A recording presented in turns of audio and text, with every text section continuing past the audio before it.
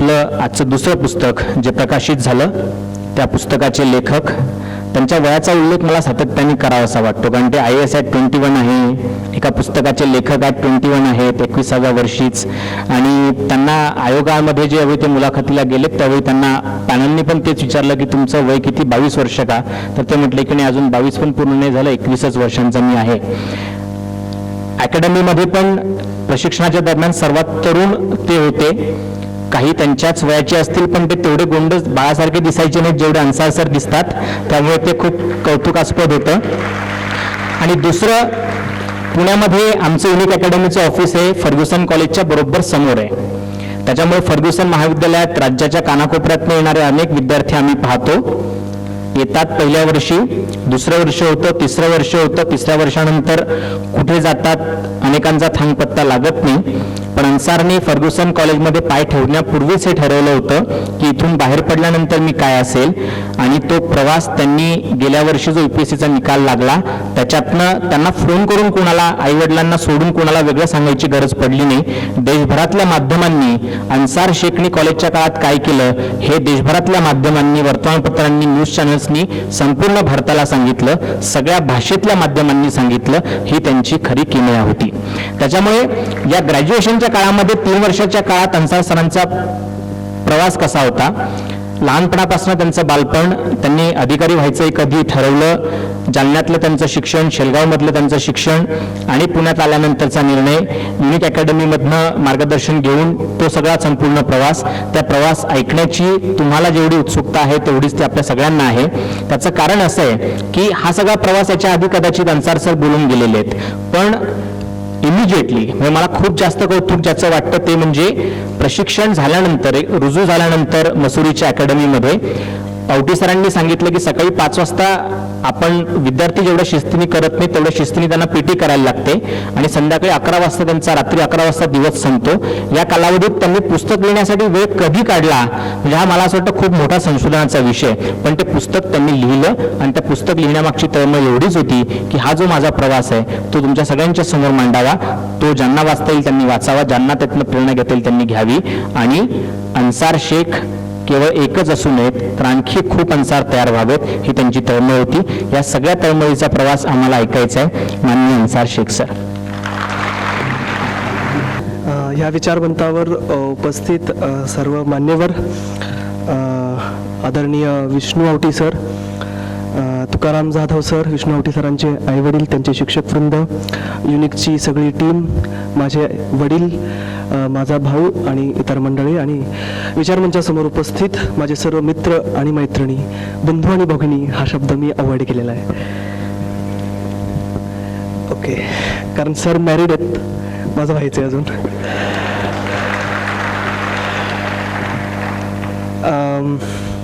खरं तर मी विष्णू सरांसंदर्भात काही गोष्टी सांगू इच्छितो. 29 ऑगस्ट रोजी मी ट्रेनिंग जॉईन केलं. त्या दिवशी आमचा शपथविधी झाला आणि 29 ऑगस्टपासून आमचं ट्रेनिंग सुरू झालं. फाउंडेशन कोर्स असतो आधी 3 महिन्याचा, त्यामध्ये IAS, IPS, IRS जेवढे काही 27-28 सर्व्हिसेस आहेत त्या सगळ्या सर्व्हिसेसले लोक येतात. तिथं 3 महिन्याचं बेसिक ट्रेनिंग, फाउंडेशन त्यांचं होत असतं. त्यावेळेस आवटी सर तिथं आलेले होते आणि बऱ्याचदा पहिल्या 1 महिना सोडला तर नंतरचे 2 महिने बऱ्याचदा आवटी सरांना मी नाराज दिसायचो.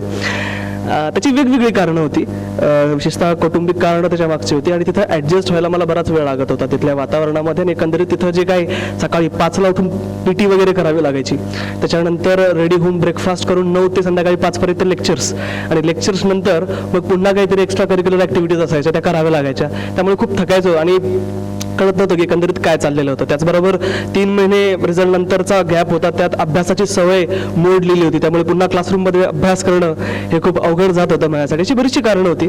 खूप नाराज असायचो आणि संध्याकाळी मग आमचं डिनर एकत्र असायचं ऑफिसर्स मेसमध्ये.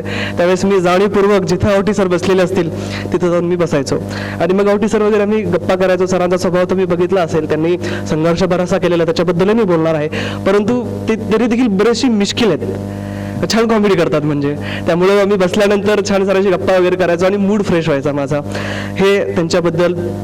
त्यांच्या आईवडिलांचंही खरं म्हणजे कौतुक करण्या एवढा मोठा मी नाही आहे, पण जेवढा सरांना अभिमान मानतो व अभिमान त्यांच्याबद्दल वाटतो तेवढाच अभिमान मला देखील वाटतो. माझी आई इथं उपस्थित नाही आहे, कारण तिला बऱ्याचदा आजारीच ती बऱ्याचदा असते, त्यामुळे माझी आई आली शकलेली नाही आहे. माझी आई, माझे वडील आणि माझा भाऊ इथे आहे.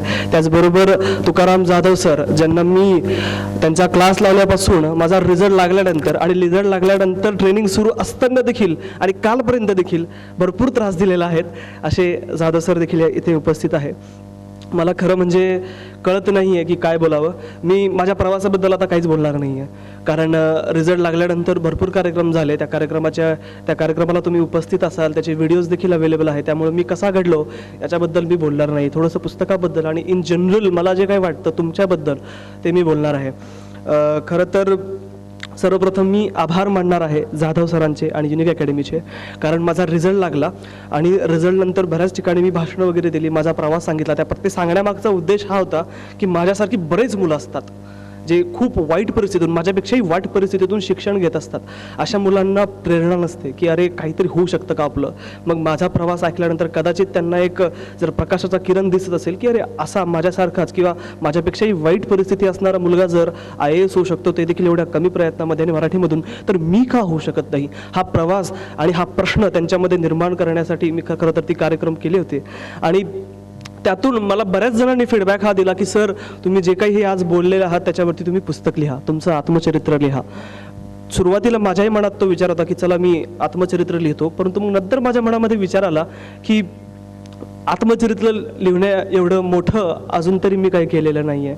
मी फक्त एक परीक्षा होती, त्याची व्यूहनीती होती, ती व्यूहनीती बघितली, त्याची फॉलो केली, अभ्यास केला, पास झालो आणि संपलं. याच्यानंतरचा जो वेगळा प्रवास माझा सुरू होणार आहे, तो प्रवास आणि माझं आयुष्य याच्यावरती मिळून मी एखादं पुस्तक येत्या 5-10 वर्षानंतर कधीतरी लिहेल, पण आत्मचरित्र मी लिहिणार नाही, कारण माझ्याबद्दलच्या सगळ्याच गोष्टी तुम्हाला माहीत होत्या. त्याच्यानंतर मग डोक्यात विचार हा आला की आमचा कार्यक्रम झाल्यानंतर बऱ्याचदा प्रश्नोत्तराचं सेशन असायचं आणि त्या सेशनमधून मुलं प्रश्न विचारायचे की जर हे कसं करावं, ते कसं करावं, आणि प्रत्येक कार्यक्रमातून जे येणारे प्रश्न होते ते सारखेच होते. त्यामुळं असं वाटलं की ह्या सगळ्या प्रश्नांची उत्तरं देण्या एवढा वेळ माझ्याकडे नाही आहे. त्यामुळे मग मी विचार केला की मी पुस्तक लिहितो. आणि मी जाधव सरांचा आभार मी यामुळे मानतोय की मी त्यांना पहिल्यांदाच ती कल्पना सांगितली की सर, UPSCची तयारी कशी करावी याच्यावरती मला विद्यार्थ्यांसाठी एक मराठी माध्यमातून पुस्तक लिहायचं आहे. सरांनी लगेचच होकार दिला. मला खरं म्हणजे होकाराची एवढ्या लवकर अपेक्षा नव्हती. त्याचं कारण मी तुम्हाला सांगतो. इतरत्र जे कोचिंग क्लासेस असतात त्यांचा फायदा जर एखाद्या गोष्टीत असेल तर तो स्पर्धा परीक्षाच्या तयारी करणाऱ्या विद्यार्थ्यांनी अज्ञानी राहणं याच्यात त्यांचा खूप फायदा असतो. कारण जर तुम्ही स्पर्धा परीक्षेबद्दल तुम्हाला काहीच माहीत नसेल तर डोळे झाकून तुम्ही कुठेतरी एखाद्या यशस्वी विद्यार्थ्याचं भाषण ऐकता, त्यांच्या किंवा पुस्तकामध्ये तुम्ही त्यांची बातमी बघता आणि सरळ तुम्ही तो कोचिंग क्लास जॉईन करता आणि तुम्ही अज्ञानी असतात तुलनेनं त्या स्पर्धा परीक्षेच्या बाबतीत. आणि हे अज्ञानी राहण्यातच बऱ्याचशा कोचिंगवाल्यांचा फायदा असतो. परंतु जाधव सर त्याला अपवाद होते, कारण ह्या पुस्तकामध्ये या सगळ्या गोष्टी दिलेल्या आहेत की या सगळ्या गोष्टी दिल्यानंतर तुम्हाला प्रश्न पडेल की आता आपण क्लास लावा किंवा नाही लावा, हा तुमचा प्रश्न आहे. ह्यामध्ये हे पण दिलेलं आहे, ह्या पुस्तकामध्ये हे पण दिलेलं आहे की तुम्ही क्लास लावावा की नाही लावावा. आणि त्यामध्ये मी सुरुवातीला असं म्हटलं आहे की जसं भाग मिल्खा भाग तुम्ही चित्रपट बघितला असेल की ज्यामध्ये मिल्खाला रेस जिंकायची असते, पण त्याला रेस कशी जिंकावी त्याच्यामध्ये कॅपॅबिलिटीज असतात. त्याला माहीत असतं की मी करू शकतो, पण मी कसं करू शकतो हे त्याला माहीत नसतं. आणि मग त्याचा एक कोच असतो, तो कोच त्याला सगळं सांगतो की तू कसं केलं पाहिजे आणि मग तो त्याला म्हणतो की तू असा पळ, पण पळावं मिल्खाला लागतं, त्याच्या तोंडातनं रक्त पडेपर्यंत मिल्खाला पळावं लागतं. तसंच कोचिंगच्या बाबतीत असतं. हे मी त्यांना सांगितलेलं की तुम्हाला मार्गदर्शनाची गरज असते, पण शेवटी मी हे देखील सांगितलेलं आहे की जर तुम्हाला मार्गदर्शन करणारा जर तुमचा मित्र असेल, तुमची परिस्थिती हलाखीची असेल, शेतकऱ्याची तुम्ही मुलं असाल, तुमच्याकडे पैसा नसेल आणि तुमच्याकडं मार्गदर्शन घेण्याएवढी तुमची ऐपत नसेल, पण जर तुम्हाला एखादा सोर्स असा माहीत असेल, तो यूट्यूबवरती असू द्या, इंटरनेटवरती असू द्या, एखादा पुस्तक असू द्या, ज्यातून तुम्हाला कळत असेल की मी ही परीक्षेची तयारी अशा पद्धतीने करू शकता, तर तुम्हाला क्लास लावण्याची गरज नाही. ही ओळ त्यामध्ये लिहिलेली आहे. आणि एका कोचिंग इन्स्टिट्यूटने अशी ओळ आपल्या स्वतःच्या पुस्तकात लिहिणं ही खूप धैर्याची गोष्ट असते. ठीक आहे, तर हे काम जाधव सरांनी केलेलं आहे, त्याबद्दल मी त्यांचं सर्वप्रथम आभार मानतो. पुस्तक लिहिण्यामागची भूमिका मी सर्वप्रथम सांगितलेली आहे की बऱ्याचदा कार्यक्रम व्हायचे आणि बऱ्याचदा येणारे प्रश्न सारखे होते आणि प्रश्न इंटरेस्टिंग असायचे. म्हणजे साताऱ्याला एका कार्यक्रमाला आम्ही गेलो होतो, याचं कव्हर पेज त्या साताऱ्याच्या कार्यक्रमाचंच आहे. तर साताऱ्याच्या कार्यक्रमानंतर एक विद्यार्थी जवळ आला आणि तो डोळा लावून मला म्हणतोय की सर, मुलगी आणि अभ्यास एकत्र होतो का. आणि अशा विचित्र पद्धतीचे प्रश्न होते, सगळ्याच पद्धतीचे प्रश्न होते. आणि फेसबुकवरती देखील माझं पेज ॲक्टिव्ह आहे, माझं अकाउंट आहे, त्याच्यावरून खरं म्हणजे प्रत्येकाला उत्तर देणं शक्य होत नाही. पण सुरुवातीच्या काळात मी कार्यक्रमाला जात असताना प्रवासामध्ये ते वाचायचो आणि त्यांना रिस्पॉन्सेस द्यायचो. तर जाणवत हे होतं की प्रत्येकाचे प्रश्न सारखे होते की सर बुक लिस्ट सांगा, सर मीडियम मराठी घेऊ किंवा हिंदी घेऊ, सर प्रेम करता करता अभ्यास होतो का, सर काम करता करता अभ्यास होतो का, सर गरिबाची मुलं होतात का, मराठीतून एक्झॅक्टली कसं करायचं, मराठीतून पुस्तकं मिळतात का, मराठीतून इंटरव्ह्यू दिल्यानंतर आपल्याला त्याचा काही दुष्परिणाम होतो का, आन्सर रायटिंगचं स्किल कसं डेव्हलप केलं पाहिजे, त्याची सुरुवात कुठून केली पाहिजे, कुठला पेपर वाचायचा, कसा वाचायचा, त्यातला कुठला भाग वाचायचा, अशी 50-100 प्रश्न सारखीच असायची. त्यामुळे ती प्रश्न मी नोट डाऊन करून टाकले आणि मग ट्रेनिंगला गेल्यानंतर खऱ्या अर्थानं मी ते पुस्तक लिहायला सुरुवात केली. दुसरी गोष्ट मला ही जाणवत होती की माझ्या भाषणातून लोकांना हे पटायचं की अरे हा करू शकतो ना, पण तर मग मी पण करू शकतो, ही प्रेरणा झाली. पण मी कसं करू शकतो हे कळायचं नाही. त्यासाठी मी 2 कार्यक्रम घेतले होते. एक इथंच या सभागृहामध्ये 8 ते 9 तासाचं माझं लेक्चर झालेलं होतं, ज्यामध्ये मी सगळ्या तयारीबद्दल बोललो. त्यातला बराचसा भाग या पुस्तकात आहे. तो एक कार्यक्रम घेतला होता. तशाच स्वरूपाचा कार्यक्रम एक बारामतीला झालेला होता.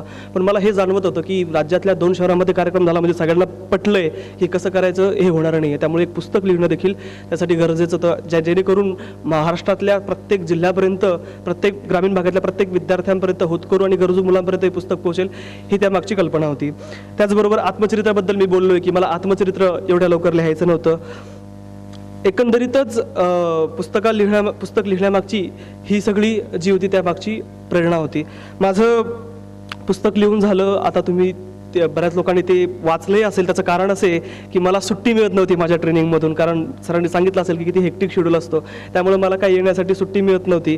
आणि त्यामुळेच आम्ही आधी पुस्तक अवेलेबल करून दिलं, कारण पुस्तक रेडी झालेलं होतं. मग ते तसंच ठेवण्यात अर्थ नव्हता, त्यामुळे आम्ही पुस्तक ते अवेलेबल करून दिलं. आणि आज मला सुट्टी मिळाली आठवड्याभराची. याच्यानंतर मला नादिया जिल्हा पश्चिम बंगालमधला, तिथं सहाय्यक जिल्हाधिकारी म्हणून माझी पोस्टिंग झालेली आहे, तिथं मी जाणार आहे.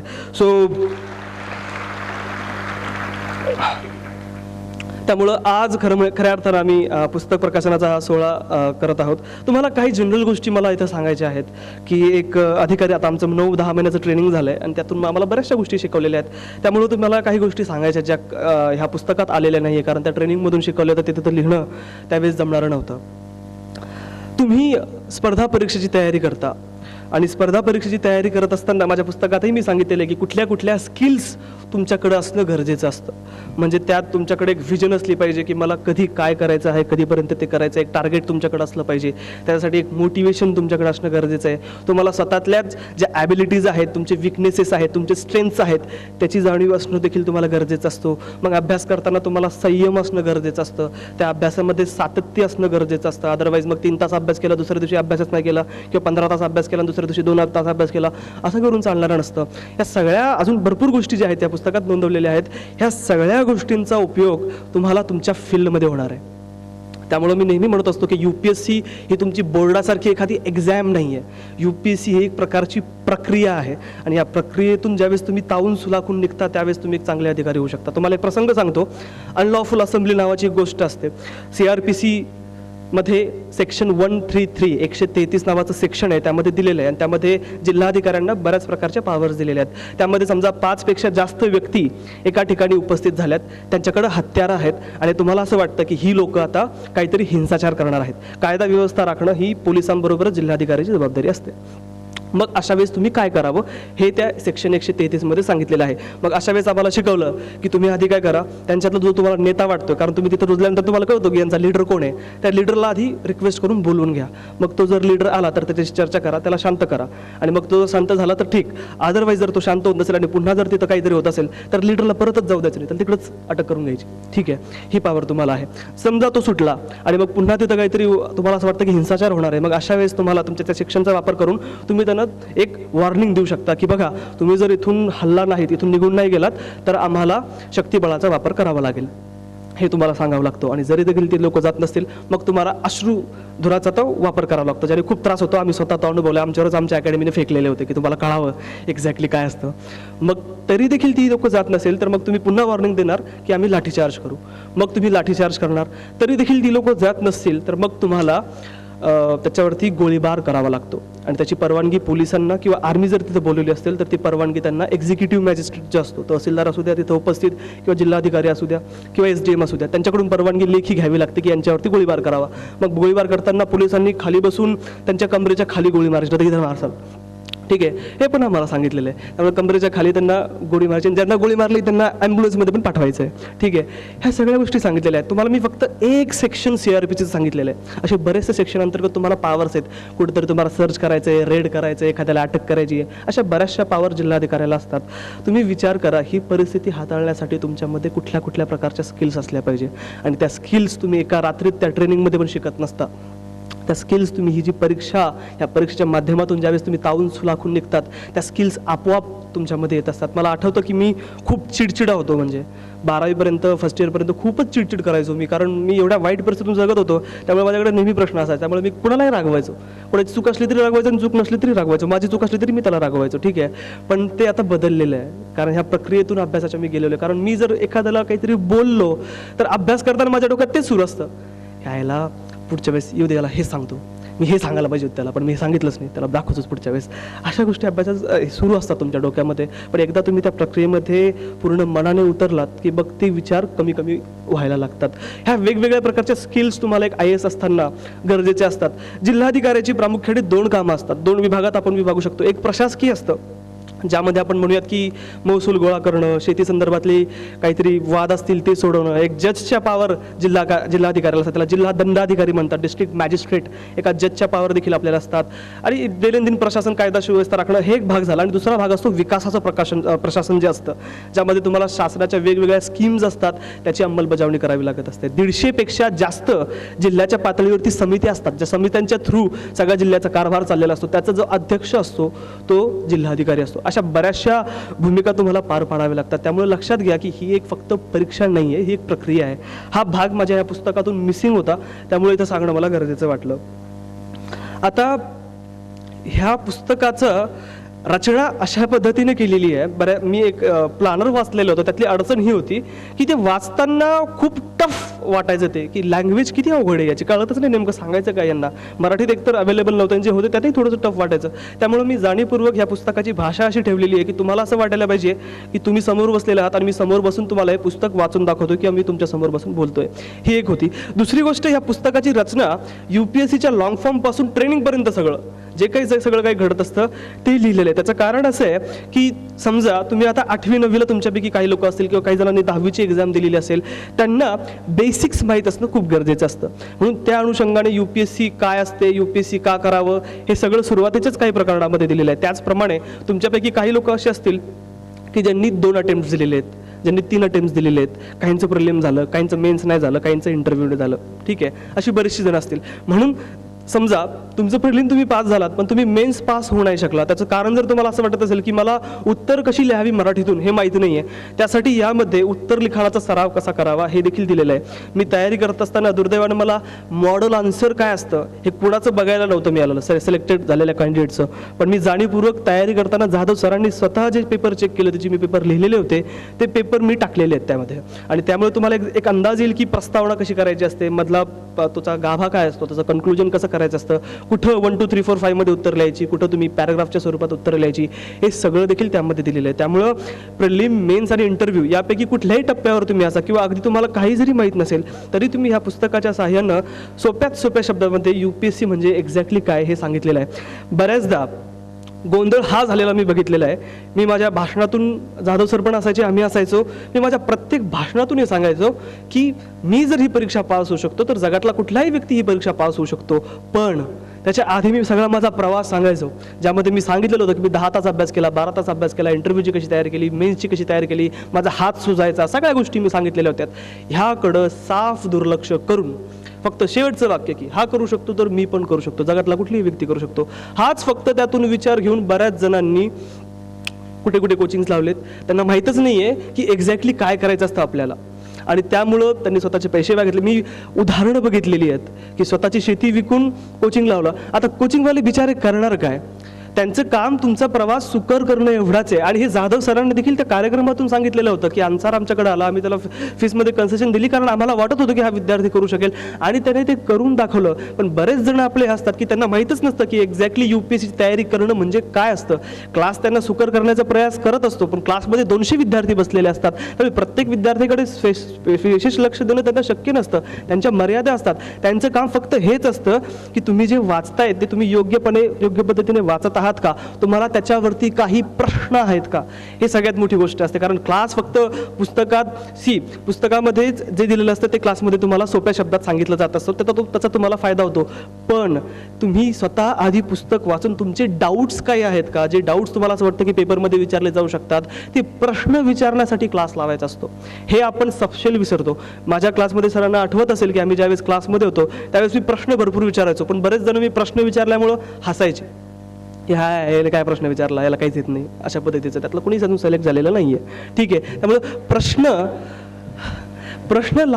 विचारण्यासाठी आपण क्लास जॉईन करायचा तो ही सगळी मंडळी विसरलेली होती. त्यामुळं एक काय म्हणूयात आपण की त्याला कुठलाही विद्यार्थी असू द्या, त्याला क्लास लावल्यापूर्वी किंवा तयारी सुरू करण्यापूर्वी UPSC म्हणजे एक्झॅक्टली काय आहे, ही परीक्षा कशी असते, याचे टप्पे काय असतात, पास होण्यासाठी काय काय मेहनत करावी लागतात, ती कशी करावी लागते, या सगळ्या गोष्टींची प्राथमिक माहिती असणं खूप गरजेचं असतं. माझ्या दुर्दैवानं मला ती मिळाली नाही. मला माझ्या स्वतःच्या ट्रायल आणि एरर पद्धतीने मी शिकलो की स्वतः करायचं, त्यातून जे चुका होतील त्या चुका दुरुस्त करून मग पुन्हा आपण ते करायचं. या पुस्तकामध्ये ते बऱ्याच ठिकाणी मी सांगितलेलं आहे.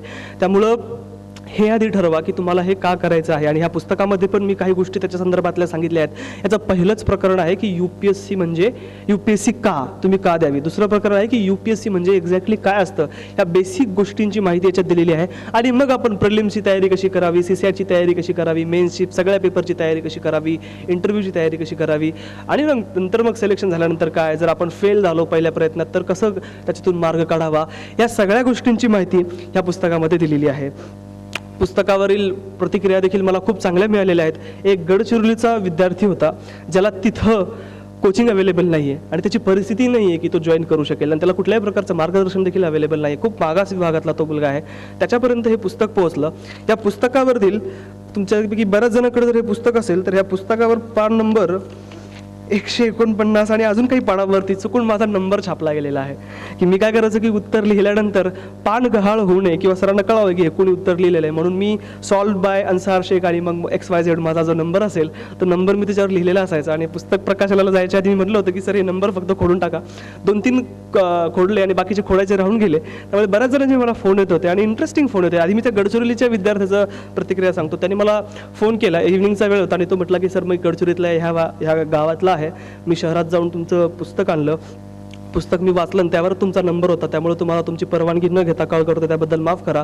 पण म्हणे सर मी 23 वर्षाचा आहे, शेतकऱ्याचा मुलगा आहे आणि खूप कोरडवाहू वगैरे शेती आमच्याकडे आहे, मी तयारी करू शकत नाही व्यवस्थित, आणि पण मला खूप मोठं काहीतरी करायची इच्छा आहे. मी शाळेपासूनच माझा हुशार होतो पण परिस्थिती नसल्यामुळं मला शिकणं खूप अवघड होतं, त्यामुळे मी स्पर्धा परीक्षेची तयारी करावी हा विचार करत होतो, पण ते कसं करायचं असतं याबद्दल काहीच अवेलेबल नव्हतं. मी यूट्यूबवरती व्हिडिओ बघायचो पण त्यातून बऱ्याचदा प्रेरणाच मिळायची, पण करायचं कसं हे कळायचं नाही. पण आज तुमच्या पुस्तकामुळं मला ते अवेलेबल झालेलं आहे आणि येत्या 2 ते 3 वर्षामध्ये मी देखील तुम्हाला IAS होऊन तुम्हाला भेटायला नक्की येणार. ही प्रतिक्रिया त्यांनी मला कळवलेली होती.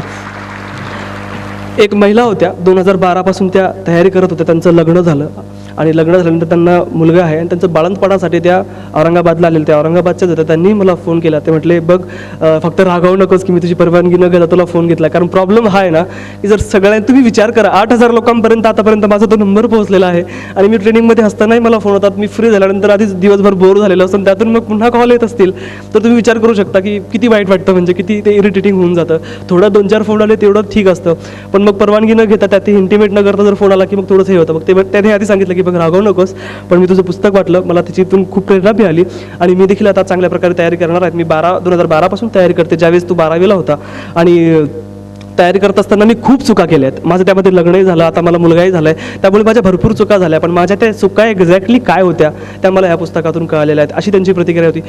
एक मला बारामतीवरून फोन आला रात्रीचे 2 वाजलेले होते. मला सकाळी 6ला PT उठायचं होतं, त्यामुळे मी 11 साडे11ला झोपलेलो होतो. रात्री 2 वाजता माझा फोन वाजतोय आणि मी फोन जर कानाजवळ ठेवलेला असतो, त्यामुळे तो व्हायब्रेट होतोय. म्हणून मी अननोन नंबर होता, मी तरी झोपेत तो उचलला. म्हटलं बोला, कोण बोलताय? तो म्हटलं सर मी XY जोड बोलतोय, बारामतीमधून तुमचं पुस्तक मला मिळालेलं आहे, खूप छान लिहिलं आहे सर पुस्तक. म्हटलं ठीक आहे, अजून काय? मग ते म्हणतात काय नाही सर, फक्त तुमचा आवाज ऐकण्यासाठी फोन केला होता.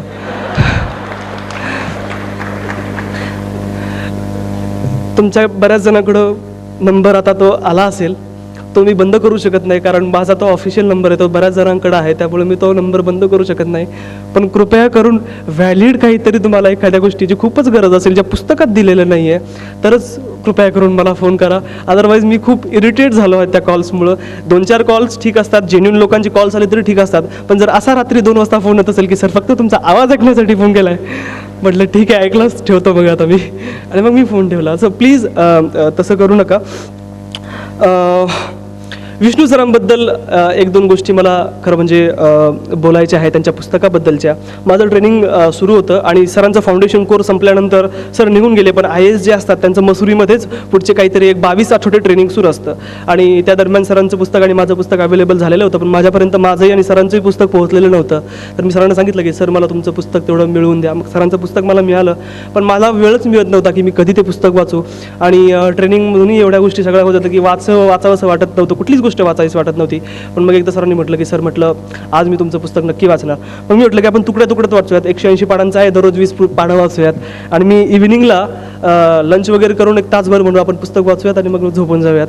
आणि सरांचं पुस्तक वाचायला सुरुवात केली. दुसऱ्या दिवशी मी सकाळी 3-3:30 वाजेपर्यंत ते पुस्तक वाचत होतं. ते पुस्तक एवढ्या छान पद्धतीनं आणि त्याच्यामध्ये फ्लो एवढा छान आहे की मला ते थांबवत नव्हतं. ते पुस्तक एकदा घेतल्यानंतर वाचूनच संपवायचं असं वाटत होतं, कारण प्रत्येकच गोष्टी अशी मी स्वतःला एवढं कनेक्ट करू शकतो. सरांच्या पुस्तकाचं महत्त्वाचं हे की तुम्ही गरिबाची मुलं आहात, दलित आदिवासी समुदायातले आहात, तुम्ही अल्पसंख्याक आहात, तुम्ही खूप गरिबी जर स्वतःच्या घरीमध्ये बघितलं असेल, तर कुठलाही जो व्यक्ती असेल तो त्या पुस्तकामध्ये सरांनी जे स्वतःच्या गरिबीचे आणि बालपणाचे प्रसंग दाखवलेले आहेत त्याच्याशी तुम्ही स्वतःला रिलेट करू शकता. म्हणजे घरी वडील आहेत जे लहानपणापासून अंध आहेत, एक ॲक्सिडेंटमुळं त्यांचं अंधत्व आलेलं, किंवा त्यांची आई असेल जी अपंग आहे, त्यांना ऐकायला येत नाही. त्याच्यानंतरच एक आदिवासी कुटुंब, सालगड्याचा मुलगा, त्या सालगड्याला सामाजिक आणि आर्थिक परिस्थितीमुळे बघावे लागणारे वेगवेगळ्या प्रकारचे भेदभाव आणि समाजाकडून होणारी कुचंबणा, या सगळ्या गोष्टी जर तुम्ही वाचत असाल, किंवा मी जेव्हा वाचत होतो त्यावेळेस मी स्वतःला त्याच्याशी रिलेट करू शकत होतो की यार एक्झॅक्टली म्हणजे हे माझ्यासोबत देखील झालेलं आहे. हे सगळ्यात मोठं मला ते वाटत होतं, खूप भरून येत होतं. आणि मग मी सरांना फोन केल्यानंतर म्हटलं की सर, तुमच्या पुस्तकाबद्दल मला लिहिण्याची खूप इच्छा होत आहे की लिहून मी तुम्हाला एक तुमची प्रतिक्रिया द्यावी. म्हटलं सर, पण माझ्याकडं शब्द अपुरे पडत आहेत की मी तुमच्या पुस्तकाबद्दल नेमकं लिहू तरी काय, कारण एवढ्या सगळ्या गोष्टी असं वाटतं की हे मी देखील भोगलेलं आहे. त्यामुळे UPSCची तयारी करत असताना तुम्हाला एक प्रेरणा गरजेची असते आणि मार्गदर्शन गरजेचं असतं. प्रेरणा मी म्हणेल की माझ्या पुस्तकाचा एक शेवटचा चॅप्टर सोडलं तर त्याच्या पलीकडे कुठं मिळणार नाही. पण तुम्हाला जर प्रेरणेची खूप जास्त गरज असेल आणि कुठेतरी आयुष्यामध्ये असं वाटत असेल की आता मी सुसाईड करावं, तर ते सुसाईड करण्याआधी एकदा तरी एक चांगलं काम करावं, म्हणजे सरांचं पुस्तक वाचावं. आणि पुस्तक वाचल्यानंतर तुम्हाला सुसाईड करायची अजिबात गरज वाटणार नाही. त्याच्यानंतरची एक गोष्ट ही सांगायची आहे की स्पर्धा परीक्षेमध्ये यश मिळवणं टफ आहे, खूप अवघड आहे, पण ते अशक्य असं नाही आहे. ते मी शक्य करून दाखवले, सरांनी शक्य करून दाखवले, पण त्याच्यासाठी काही गोष्टी करणं खूप गरजेचं असतं. त्या गोष्टी कुठल्या आहे ह्या माझ्या पुस्तकातून मी सांगितलेल्या आहेत. मी त्याच्या आधीही सांगितलेलं आहे की किती मेहनत घ्यावी लागते, कसा अभ्यास करावा लागतो. मी तुम्हाला सांगतो, मी पुण्यात असताना गोखलेनगरच्या एरियामध्ये राहायचो आणि तिथून माझा जो सरांचा क्लास होता तो झाशी राणी लक्ष्मीबाईच्या पुतळ्याजवळचा तो क्लास होता. आणि तिथं जाण्यासाठी मला जवळजवळ 3-3.5 किलोमीटरचं ते अंतर असायचं. माझ्याकडे एक गिअरची सायकल मी घेतली होती जुनी, ती सायकल घेऊन मी जायचो. सायकलीचे बरेच वेगवेगळे प्रसंग आहेत, आता कधीतरी सांगेल. आणि म्हणजे चेन पडली, कुठंतरी धडकलो कोणाला तरी, अशा बऱ्याचशा गोष्टी असायच्या. पण मग जातानाचा मला एक 20 ते 25 मिनिटाचा वेळ लागायचा. 6 ते 8 रात्री माझा क्लास असायचा. मी 5-5:30ला निघायचो आणि मग मी काय करायचो की प्रत्येक लेक्चर सरांचं जे असायचं ते तिथं रेकॉर्डिंग लावायचो आणि सायकलीवरती परत क्लासला जाताना कानामध्ये ते घालायचो, हेडफोन घालायचो आणि मग ऐकत 20 मिनटं जे काही सरांनी शिकवलं असेल ते ऐकत मी क्लासपर्यंत पोहोचायचो. ज्या दिवशी मी ठरवलं की माझा 10 तास मला आज अभ्यास करायचा आहे आणि मला टार्गेट हे चॅप्टर्स मला संपवायचे आहे, ज्या दिवशी मी कुठेतरी टाईमपास केला गरज नसताना, म्हणजे टाईमपास तासभर मी करायचोच, मी माझ्या पुस्तकात पण ते लिहिलेलं आहे, माझा सगळी वेळापत्रक मी दिलेलं आहे कसं मी अभ्यास करायचो. जर मला वाटलं की आज मी गरजेपेक्षा जास्त टाईमपास केला आणि माझं टार्गेट कंप्लीट नाही झालं, ऑनेस्टली स्पीकिंग मला त्या रात्री झोप यायची नाही. आणि तसं तुमच्यासोबत देखील झालं पाहिजे. तुम्हाला गिल्टी वाटलं पाहिजे, अपराधीपणाची भावना वाटली पाहिजे की अरे माझे आईवडील एवढ्या परिस्थितीतून मला शिकवतायत आणि माझ्यासमोर हे टार्गेट आहे आणि असं असताना देखील मी अभ्यास आज केलेला नाही आहे, याचं तुम्हाला वाईट वाटलं पाहिजे. आणि जर तुम्हाला वाईट वाटत असेल तरच हे लक्षात घ्या की तुम्ही राईट ट्रॅकवर आहात. जर तुम्हाला त्याचं काहीच वाटत नसेल तर मग थोडंसं अवघड होऊन जातं. ही परिस्थिती तुम्ही इथं लक्षात घेणं गरजेचं आहे.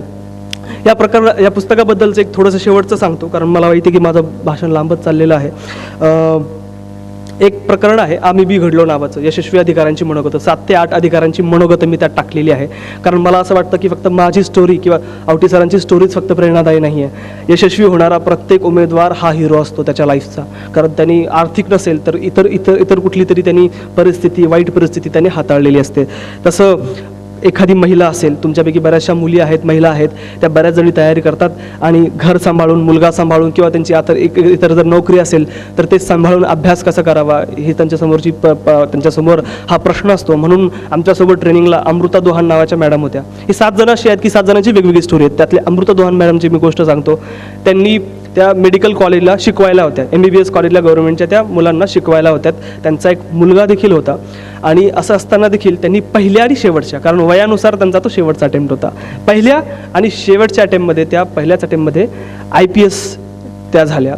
घरची कुटुंबाची परिस्थिती सांभाळून, मुलाला सांभाळून, जॉब करून दिवसा, आणि जॉब म्हणजे साधा नाही, मेडिकल कॉलेजच्या विद्यार्थ्यांना शिकवणं, हे करून त्यांनी पहिल्या प्रयत्नामध्ये त्यांनी ते यश गाठलं. त्यामुळे तुमच्यापैकी बऱ्याच भगिनी असतील, महिला असतील की ज्या घर वगैरे सांभाळून करतायत, तर त्यांच्यासाठी प्रेरणा मिळावी. कारण मी असं काही केलेलं नव्हतं, ठीक आहे. त्यामुळं माझ्यातून मिळायची ती प्रेरणा त्या संदर्भातली ती परिस्थिती असणाऱ्या लोकांना ठीक होतं, परंतु आपल्यासारखीच ही देखील लेडी आहे आणि हिने देखील ते अचीव केलेलं आहे. त्यामुळे मी हे अचीव का करू शकत नाही, हा प्रश्न त्यामध्ये निर्माण करण्यासाठी मी ते प्रकरण त्यामध्ये टाकलेलं आहे. त्याचबरोबर आपल्याकडं बोललं जातं ना की तुम्हाला जर स्पर्धा परीक्षेमध्ये यशस्वी व्हायचं असेल, मी एक फेसबुकवरती पोस्ट वाचलेली होती. पुण्यामधलं एक XYZ व्यक्ती आहे, तिथलं एखादं कोचिंग क्लास ते चालवतात आणि त्यांनी फेसबुकवरती एक टाकलं होतं की मी सध्या बघतोय की यशस्वी झालेले बरेचसे विद्यार्थ्यांचे मी व्हिडिओ बघतोय आणि त्यातून मला असं दिसून येतोय की लोकांच्या टाळ्या मिळवण्यासाठी आणि सहानुभूती मिळवण्यासाठी ही मुलं UPSCला अगदी सोपं करून सांगतायत. परंतु मी ह्या विद्यार्थ्यांना, यशस्वी कॅन्डिडेटला सांगू इच्छितो की UPSC पास होण्यासाठी एक सर्टन लेवलचा इंटेलिजन्स गरजेचा असतो. सर्टन लेवलचा इंटेलिजन्स तो कुठल्या जातीच्या लोकांकडे असतात, कुठल्या समुदायातील लोकांकडे असतात, कुठल्या आर्थिक परिस्थिती असणाऱ्या लोकांकडे असतं, हे त्यांनी सांगावं. ते त्यांनी सांगितलेलं नव्हतं. पण एक प्रेज्युडाईज तयार झाला होता की एक सर्टन लेवलचं इंटेलिजन्स तुमच्याकडे असलं पाहिजे. किंवा बरेच जण म्हणतात की याला लहानपणापासून हुशार असणं गरजेचं असतं, किंबहुना माझ्या भाषणातून आधीचा हा गैरसमज झाला असेल की अरे 12वीला 91% मार्क्स होते, 10वीला पण चांगले होते, कॉलेजलाही चांगलं होत्या, म्हणून झाला असेल कदाचित. असं काही नाही आहे. एक शीतलवाली नावाचा माझा मित्र आहे, तो इंडियन रेल्वे ट्रॅफिक सर्व्हिसमध्ये सध्या कार्यरत आहे आणि तो 12वीला फेल झालेला आहे. 12वीला फेल झाला आहे, लॉ केला, लॉच्या फर्स्ट इयरला देखील फेल झालेला आहे. आणि त्यांनी स्पष्टपणे एक 6 पानाचं मला राईटअप देऊन ह्या पुस्तकामध्ये आम्ही त्याची स्टोरी टाकलेली आहे की यासाठी लहानपणापासून हुशार असणं गरजेचं नसतं. यासाठी फक्त तुम्हाला काय वाचतोय ते कळत असणं आणि तुम्ही ते व्यवस्थित वेळ देऊन वाचणं, म्हणजे हार्डवर्क तुमचं आणि त्याचं थोडंसं स्मार्टवर्क, हे जर तुमच्याकडं असेल तर तुम्ही ही परीक्षा यशस्वी होऊ शकता, हे त्याने त्यात सांगितलेलं आहे. त्यामुळे तुमच्या कोणाच्या मनामध्ये जर न्यूनगंड असेल की मी हे करू शकणार का नाही, तर त्यासाठी तुम्ही त्याची स्टोरी आवर्जून वाचा. मग अजून थोडेसे इलिट क्लासमधली काही लोक असतील की फॉरेनमध्ये शिकलो आपण, फॉरेनमध्ये आपण काम करतोय, असे लोकांनी भारतात येऊन आपल्या मातृभूमीची सेवा करावी, याला प्रेरणा मिळावी म्हणून रोहन बोत्रे नावाचा माझा मित्र, जो सध्या IPS आहे, IPS त्याला UP कॅडर मिळालेला आहे, UPला तो जॉईन करणार आहे. तो अमेरिकेमध्ये शिक्षण घेत होता आणि सगळ्या गोष्टी त्याला अवेलेबल असताना देखील तो भारतात येऊन UPSCची तयारी करतो आणि तो IPS देखील झालेला आहे. अशा 7 स्टोरीज वेगवेगळ्या लोकांच्या त्यामध्ये टाकलेल्या आहेत. त्या तुम्ही नक्की वाचा. तुम्हाला त्या स्टोरीज त्यांच्या वाचायला, त्यांचा प्रवास वाचायला नक्की आवडेल. आणि याच्या पलीकडे अजून काय सांगू, सगळ्या गोष्टी मी तुम्हाला सांगितलेल्या आहेत, आज पुस्तकाबद्दलही सांगितलेल्या आहेत. सो पॉझिटिव्ह राहा आणि आयुष्यामध्ये चढउतार तुमच्या खूप. आज IAS ऑफिसर जरी झालेलं असलो तरी याचा अर्थ असा नाही आहे की मी खूप आनंदी आहे, म्हणजे जगात माझ्या एवढा आनंदी आणि सुखी व्यक्ती असा कुठे आहे, असं काहीही नाही आहे. प्रत्येकाचे आपापले वेगळे प्रश्न असतात. तुमची परिस्थिती बदलली की प्रश्नांचे स्वरूप देखील बदलतात, पण प्रश्न शेवटपर्यंत कधी काही संपत नसतात. तशाही परिस्थिती तुमच्यावर असेल, तुमच्या आयुष्यामध्ये चढउतार सुरू असतील. फक्त एकच करा की कुठलाही डिसिजन घेण्यापूर्वी डोळे झाकून आपल्या आईवडिलांचं, आपल्या परिस्थितीचं स्मरण करा आणि एक फक्त पॉझिटिव्ह मनामध्ये ठेवा की मी ही गोष्ट करू शकतो. तुम्ही हा जर विचार सुरू केला तर मला असं वाटतं की यश तुमच्यापासून फारसं दूर नाही आहे. इथं मला एवढा वेळ ऐकून घेतला त्याबद्दल तुमचं सगळ्यांचं आभार मानतो. एवढा ऊन असताना देखील, म्हणजे आमच्या मसुरीत छान आहे, 17-18 डिग्री सेल्सिअस टेम्परेचर आहे. आम्ही ज्या दिवशी निघत होतो त्या दिवशी गारांचा पाऊस आमच्याकडे झाला, त्यामुळे आम्ही रात्री झोपताना मला स्वेटर वगैरे घालावे लागतो. अशी छान वातावरण आहे तिकडे. पण इकडे आल्यानंतर एवढा ऊन मी अनुभवतोय आणि एवढ्या उन्हात देखील तुम्ही या कार्यक्रमासाठी एवढ्या दुरून आलात त्याबद्दल तुमचे आभार मानतो. त्याचबरोबर हा कार्यक्रम सोहळा इथं आयोजित करण्यासाठी जी मेहनत युनिकच्या टीमने घेतली त्यांचाही आभार मानतो. आवटी सर या ठिकाणी आलेत आणि स्वतःच्या पालकांना घेऊन आले, ज्यांच्याकडून मला बसल्या बसल्या खूप जास्त प्रेरणा मिळत होती आणि भरून येत होतं. त्याबद्दल आवटी सरांचा आणि त्यांच्या पालकांचाही आभार मानतो. आणि माझे दोन शब्द नाही म्हणणार, माझं मनोगत इथं संपवतो. Thank you very much. थँक्यू.